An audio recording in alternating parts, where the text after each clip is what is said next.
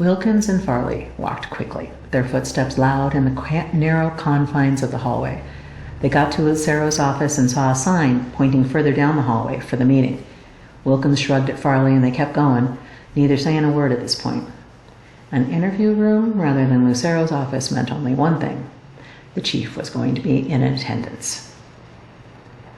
A scientific analysis. Janet watched Elisa leave the station, pulling the side door closed softly behind her. She made her way back to her lab and sat down at her workstation. Glancing again at the monitors, the left showed the X-ray scan itself, the right with all the detail of the chemical analysis on the right. Her head moved back and forth, comparing the visual with the written report. X-ray microdiffraction coupled with Raman spectroscopy and X-ray fluorescence had been cutting-edge science decades ago. Now it was being used in dentist offices as well as antique dealers' back rooms.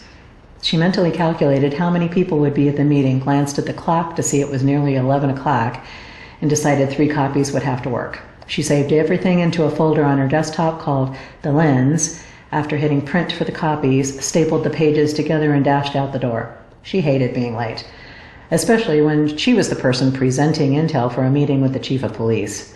Michael McConnell could be a total dick, especially when he was kept waiting. She paused at Detective Lucero's closed door and read a handwritten sign that said, "Meeting," with an arrow. Frowning, she hurried down the hall towards the larger interview room, guessing that was her destination. She wasn't wrong. Another handwritten sign on the large interview room simply said, "Meeting," and nothing more. She tapped on the closed door 3 times, then tried the latch. Locked. Shaking her head, she stepped back just as the door popped open in front of her. Lucero glanced through the hallway and motioned her inside quickly, turning back to someone else in the room. Janet stepped in and saw more bodies. A couple uniformed police officers who she didn't know at all were seated across from Lucero and Chief McConnell.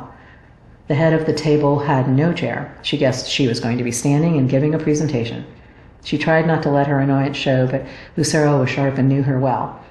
"Thorne, this is Farley and Wilkins. They were on duty at downtown Maine and took Miss Camel's original statement.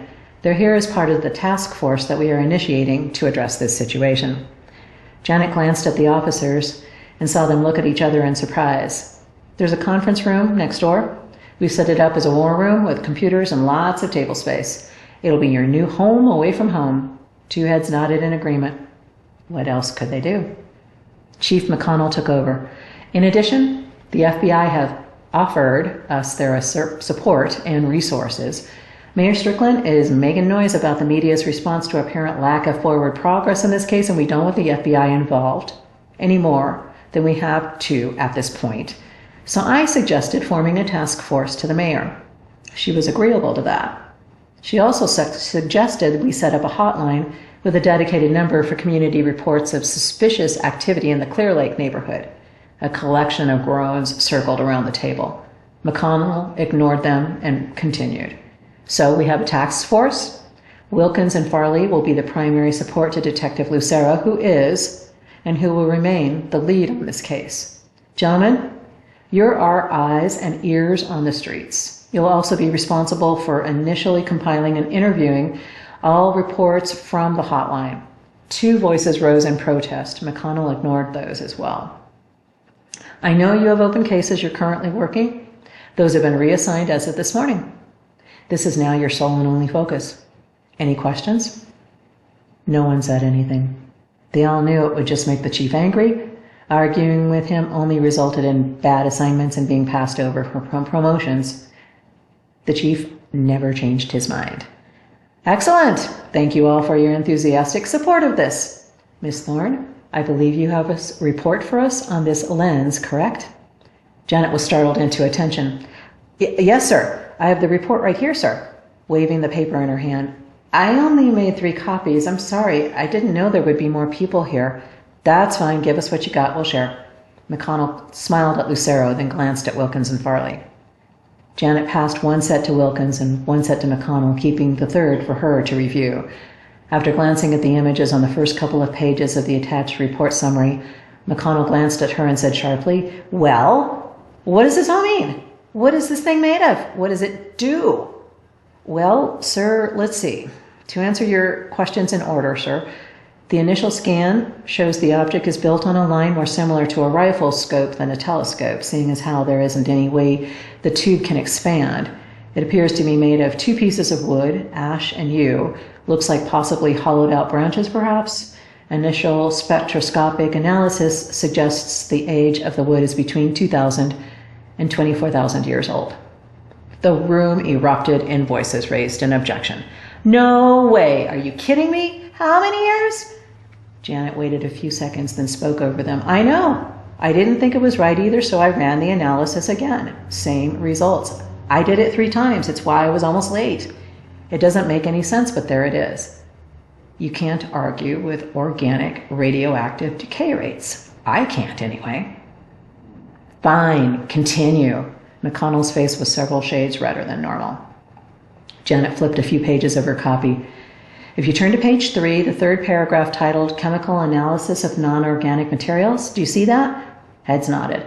Right then. So, as Ms. Campbell noted, that part of the lens that looks like a big black lifesaver candy is a single piece of tourmaline. Dimensions are 1-inch exterior diameter, 0.5-inch interior diameter. Just inside the ash tube is a clear quartz crystal with 1-inch diameter and 2-inch length. Now, before I go any further, I did a little digging and came up with some interesting info on these specific kinds of rock. That's on page 6. It sounds weird, but evidently tourmaline is piezoelectric, meaning it conducts and sometimes actually creates electric energy. So is quartz crystal, for that matter. Watches and clocks are almost always powered with quartz, for example. She saw confusion and disbelief cross the faces around the table. Just take my word for it. The studies have been done. I pulled a copy of the abstract on page 6 for reference. The tourmaline and quartz crystal are conductive to any and all kinds of electric energy. Janet paused for a moment, considering her next words. Just so you understand, I don't go in for all this woo-woo magic hocus pocus crap, okay? But historically, these 2 stones have been used for divination, fortune telling, that kind of thing for centuries. Which doesn't mean anything here, I know, she interjected quickly as McConnell started to interrupt. I'm just going to read what I found. This has been researched and documented as well. Considering what we're dealing with, I don't think we should arbitrarily disregard any information until we rule it out ourselves. I don't think we have the luxury to do that at this point. She hurried on, reading directly from the abstract in front of her. Black tourmaline supposedly aids in understanding of oneself and one's world. It promotes self-confidence and diminishes fear. Tourmaline attracts inspiration, compassion, tolerance, and prosperity. It balances the right and left sides of the brain, helps treat paranoia, overcomes dyslexia, and improves hand-eye coordination. Tourmaline releases tension, making it helpful for spinal adjustments.